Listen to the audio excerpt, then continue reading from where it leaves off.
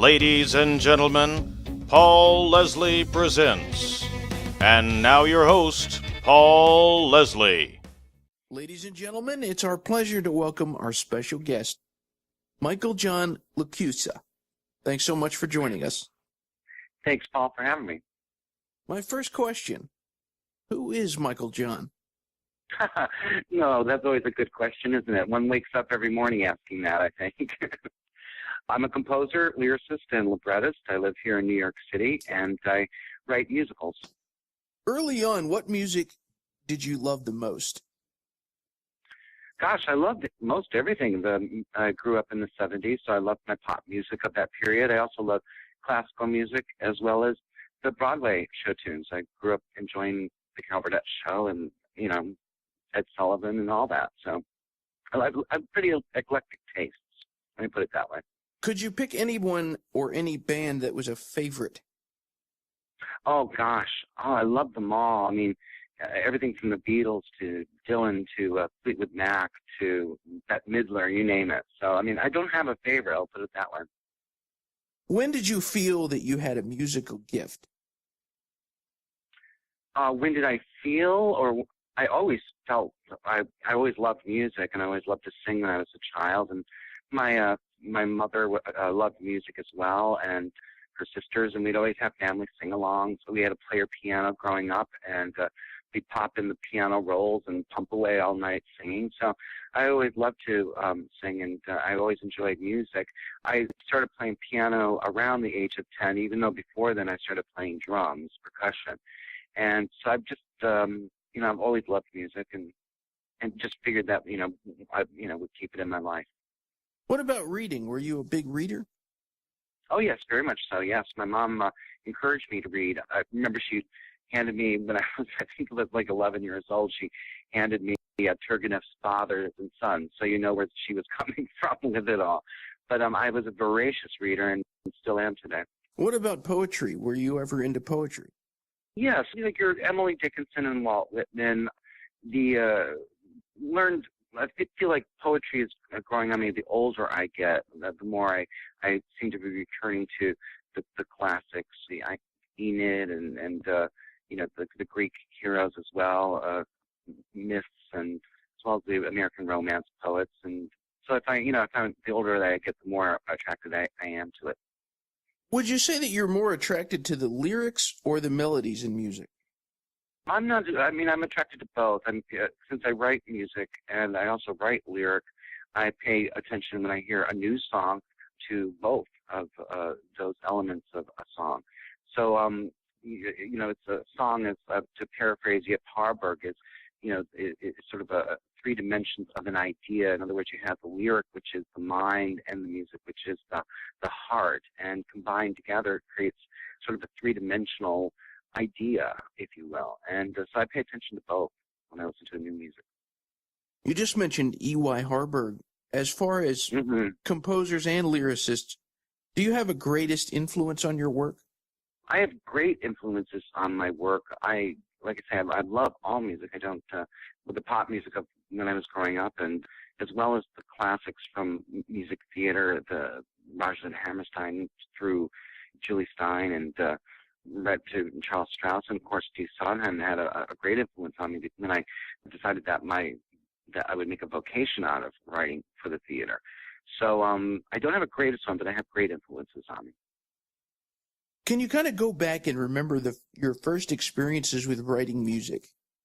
Gosh, it would have to be like putting on shows with the neighborhood kids. I would write these sort of quasi-musicals with the neighborhood kids, and we'd stage them in our backyard. I remember one of my first ones was sort of a musical based on Patty Hearst.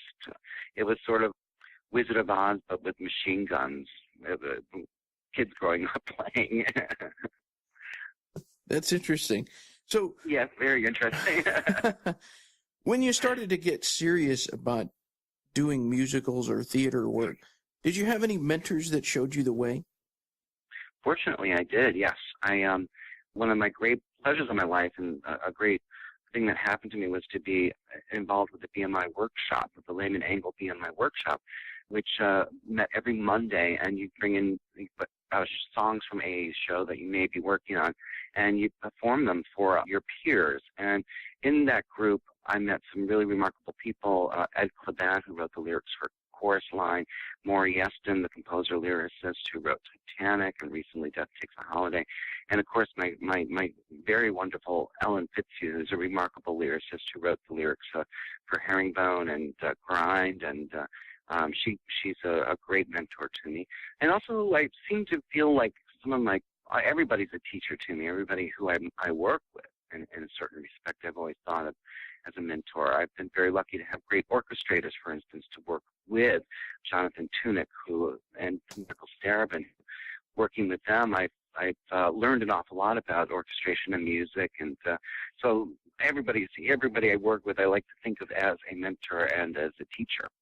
If you could put it into words, what is it you like about theater and musicals? Oh gosh, I love that emotions can fly so high and can be so broadly expressed. And I love how music has the ability to take you to a different place, a different world, a different time, a different mindset. And music does that, and song does that. And like, for instance, if you watch South Pacific, I never, for me at least, I'm never not transported to the South Pacific when I listen to that score. And I love that mysterious and very magical thing that music making does, and that's what attracts me the most to musicals and opera as well. I want to talk about Bernarda Alba. Mm-hmm. Tell us about your experiences with discovering Federico Garcia Lorca's 1936 play. Well, I'd always been familiar with it. I was familiar with pretty much all of the Lorca canon by the time I got to high school. Blood Wedding, of course, Irma, and of course Bernarda Alba, the House of Bernarda Alba. And when it came time to think of a new project to write and to collaborate with my longtime collaborator, Graziella Danielle, the director-choreographer, this idea came around, and I thought it was quite a fascinating idea to approach it through using flamenco music, which is something that I had always admired and respected and was greatly intrigued by. So it was an interest in seeing how I could make my own flamenco music that led me to Bernarda Alba. And of all the work of Lorca's, I feel like that one was the one that could sing, could be a musical. Blood Wedding was not for me that. It was more of a ballet, which I actually had written music for a student ballet years and years ago. But Bernarda Alba was the one that seemed to me that had characters that could sing, an internal life for the characters that could sing. Do you have a favorite musical number from Bernarda Alba? Oh, I don't know about that. All of them I like very much. I especially love the song "Let Me Sing You," which is the girls hearing the lover Pepe outside of their house in which they've been locked in by their cruel and very tyrannical mother. It would be "Love, Let Me Sing You," where they reenact this Pepe's love song that he sings outside of the house.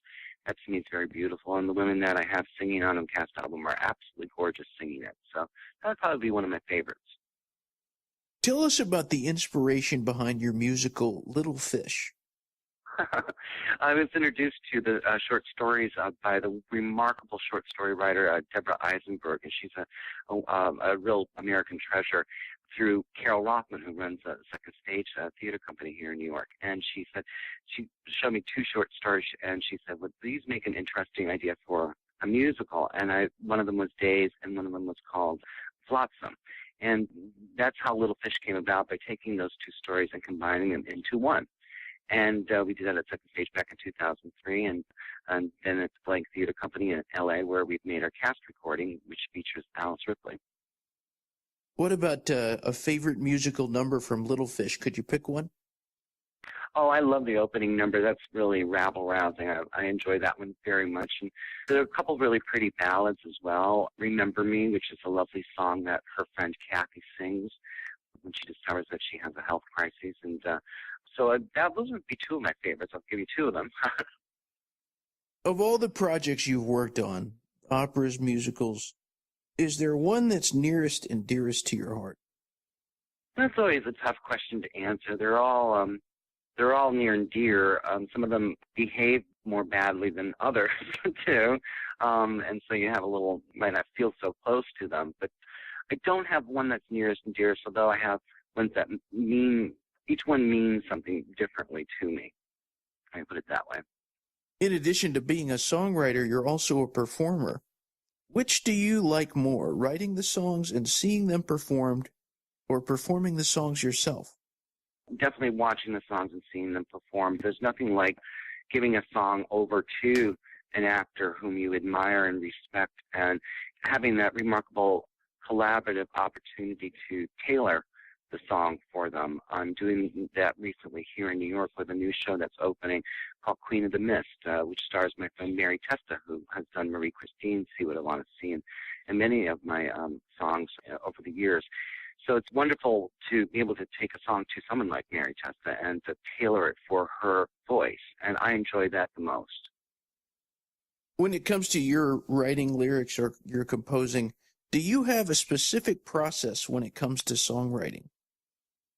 There really is not a specific process. There's first and foremost the need to do it. I have to have a need to do it, and a deadline always helps me get the work done. But if you're asking that age-old question, which comes first, the lyrics or the music, I don't really have a set process for that. But I will do a lot of research. I will often, when I'm looking to see if something can be musicalized, I'll be at the piano. I'll go to the piano and find a color palette, so to speak, a musical palette that I begin exploring, because it's not unlike choosing a palette for a painting, and you want this color, that color, and that other color. I always tell people that, when you're writing a musical, you're going to have to put about 4 or 5 years into it sometimes, and you want to have to keep going back to that piano, go back into that music room to work. So you want to have colors and sounds and words that will bring you back to that room, even though it is very hard work every day. So I don't know. Sometimes words comes first, and sometimes music comes first. It all depends on what the beat is, what the character is, and what the situation is, and what I feel like when I sit down at the piano. When you look at the entire process from beginning to end, all of the things that make up your creation, all the way from watching it being performed, the whole entire encompassing process, could you pick a favorite part of what it is that you do? I think it's that first read sing through that I always love, when it's just myself and the director and maybe a few other people, and we listen to the cast for the first time after they've read their music, learned some of their music, and we sit around a table and we read from our scripts. It's just us in the room, and they read through the show for the first time. To me, that's always the most exciting part of the process of rehearsal. I love that. And then we know what to do next or where we're going next, and it creates such a lovely environment. I also love the Sitzprobe when we hear the orchestra for the first time. That's always a real delight when the first orchestra rehearsal with the singers. And to me, that's always a real exciting time too as well. I interviewed a lyricist not too long ago, and he said in order to be a songwriter, he likened it to having a well. And he said that it's a well of thought and emotion, and you fill it up by reading, listening to music, or seeing art. And that's what gives inspiration. What do you think about that? I would agree to the most part. I think that you do have to read and learn and experience. I think that you have to have a well of experience to be someone who can write a song for character, so that because that's really where the song comes from, and it must come from. It can't come from any other place, at least for me, when it comes to theater writing. So experience for me is very important. So it's very important to experience new places and new food and new books and new art and all those things that feed into the human experience. I think that that's extremely important. You can't just seclude yourself when you're working in the theater, because it's not one of those types of disciplines. And it's not like writing a novel where you can go to your beach house or wherever and hole yourself up for 2 years and then come out with a book. Theater is a community. It's a collaborative adventure. So you have to be the people, you have to be out there. And so it's very important to experience all things. Go to the museum. It does provide me with inspiration. When I was working on See What I Want to See, I often spent many hours in the Japanese room there, just studying the murals and the art to get that, to feel something, to get that vibe going for myself. So, What do you hope someone takes away from your work? well, it depends on the show. If I want them to think about their loved ones, I want, in a show where I have a story about family or friends, I want them to leave the theater thinking about how much they love their family and friends. If I'm writing a show about the dangers of not listening to yourself and making wrong choices, I want people to leave the theater and think about those political implications as well.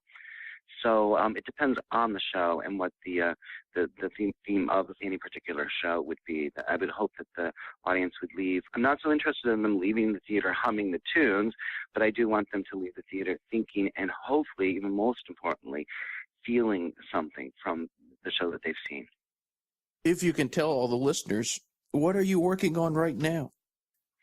I'm about to open a new show here in New York called Queen of the Mist. It's a new musical based on the story of Annie Edson Taylor, the first woman to go over the falls in a barrel and survive.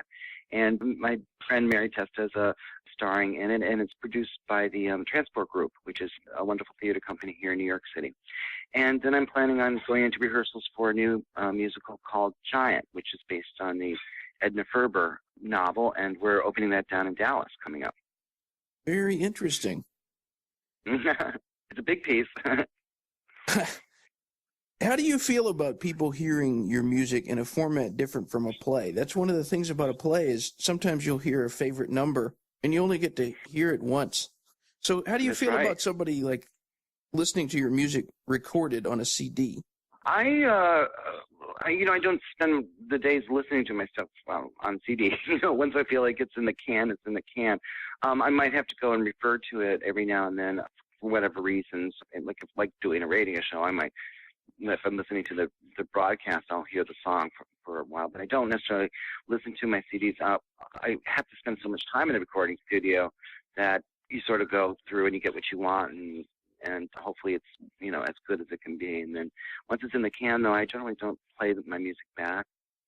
Including theater, including basically any kind of music. Who, in your opinion, are the best songwriters of all time? The best songwriters of all time, regardless of genre, huh? Right. Gosh, I would have to say the Beatle oeuvre is really remarkable. I mean, the Beatles, the songs are absolutely timeless. I love the songs of Carly Simon and Carole King.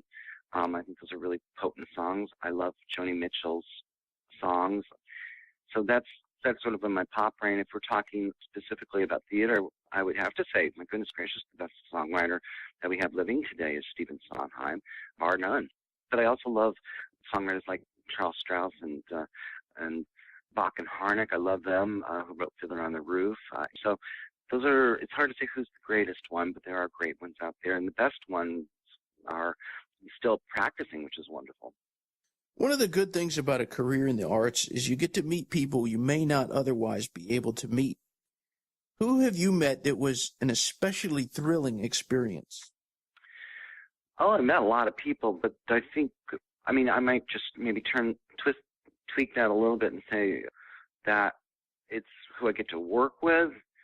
The thrilling experiences for some of the people that I've worked with have been remarkable. Eartha Kitt was truly a wonderful time. I loved her very much and enjoyed being in a room with her and just thought she was just the swellest thing. I also really loved working with Mandy Patinkin an awful lot. I thought he was brilliant and stunning to work with. I love working with Audra McDonald, and having her sing my music is a joy. So those are thrilling experiences when you get to be in a room with someone and you're working on a song. And I've had, very fortunately, a lot of those experiences. I count myself very, very lucky and very humbled by it. Well, on that note, what is the best thing about being Michael John? What's the best thing about being Michael John? Oh, Lord. I guess it's just the opportunity to have my shows produced and to be able to still write. That's the best thing. And to hear the stuff sung by remarkable actors and directed by remarkable directors and put on by really great theaters. That's the good part about it. It's a lot of hard work, and you take you've got quite a few beatings as I have in the press and whatnot. But still, I wouldn't trade it for a sack of gold, as the lyric goes. It's showbiz, and I think that's the good part. There's a lot of fun being a part of that. For the last question, for anyone who hears our interview, wherever they are, do you have any parting words of wisdom? Oh, gosh, I don't know if I'm that kind of a guy who gives out wisdom. If my students are listening, young people who are writing, I'd say just continue to work hard and work until you can't work anymore. Don't stop with what you're doing, and to keep your head up and, write what you must write. Well spoken. Thank you very much for this interview. You're welcome, Paul. It's been lovely talking to you today. It's a pleasure. Good luck. Good luck to you. Have a good one. Bye-bye. Take care. Bye-bye.